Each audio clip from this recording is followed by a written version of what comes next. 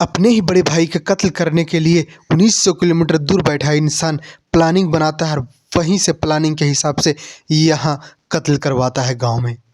हाँ तो नमस्कार भाइयों, बिहार के मधुबनी ज़िले में सुंदर वर्जित गांव पड़ता है। वहाँ एक परिवार रहा करता था।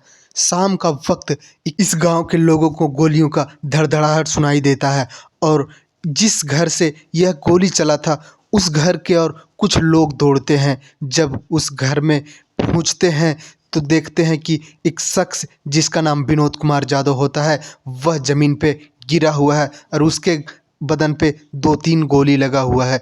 फिर स्थानीय लोगों की मदद से उस विनोद कुमार यादव को हॉस्पिटल ले जाया जाता है और पुलिस को भी खबर कर दिया जाता है। पुलिस आती है और विनोद डॉक्टर से पुलिस पूछती है कि विनोद कुमार यादव से कुछ पूछताछ करना है, क्या अभी विनोद कुमार यादव बात करने की हालत में है। डॉक्टर बताते हैं कि विनोद कुमार यादव अभी होश में नहीं है, कुछ दिन रुकना पड़ेगा, कुछ वक्त रुकना पड़ेगा। पुलिस रुकती है। 17 अक्टूबर का यह वारदात था। पुलिस 3 दिन तक 17, 18, 19 तक रुकती है। 20 तारीख को डॉक्टर के द्वारा पता चलता है कि विनोद कुमार यादव का मृत्यु हो गया है। अब विनोद कुमार यादव दम तोड़ दिया है।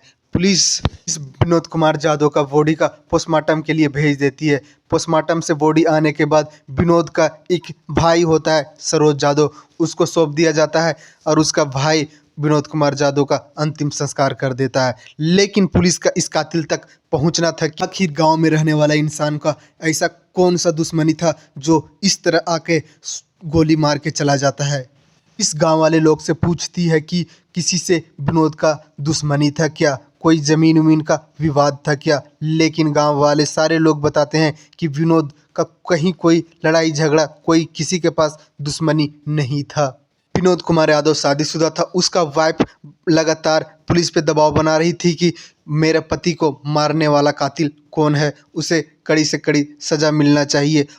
और विनोद कुमार यादव का भाई भी लगातार पुलिस पे दबाव बना रहा था कि कौन कातिल है, हमें कातिल के बारे में जानना है।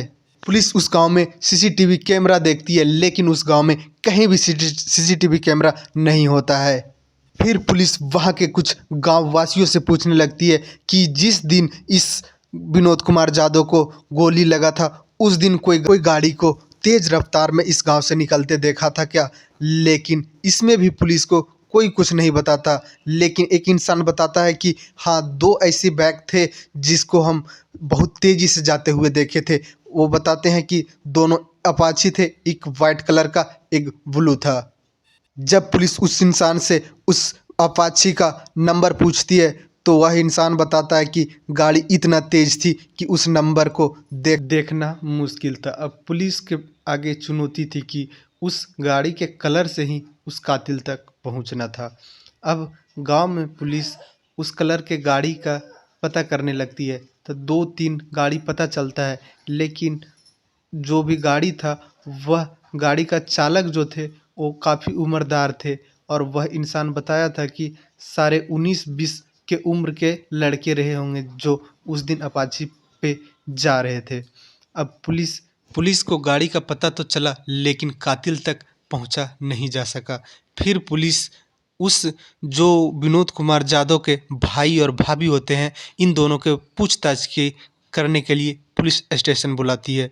पुलिस स्टेशन आने के बाद पुलिस सरोज से पूछती है कि क्या किसी से विनोद का आपसी दुश्मनी था, जमीन का कोई विवाद रहा हो, नहीं तो कोई और ऐसा जिससे विनोद को कभी धमकी मिला हो।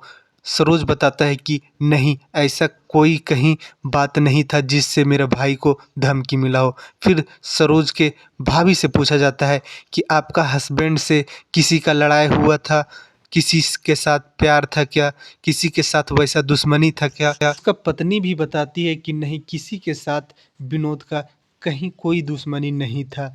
फिर पुलिस बात ही बात में सरोज से बोलती है कि कहीं मैं कातिल को बाहर ढूंढ रहा हूँ और कातिल मेरे पास ही हो।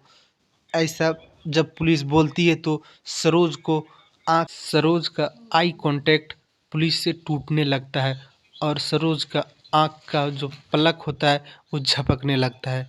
फिर पुलिस को कहीं न कहीं सरोज पर ही शक जाने लगता है। फिर पुलिस सरोज और उसके भाभी को पुलिस स्टेशन से जाने के लिए कहती है।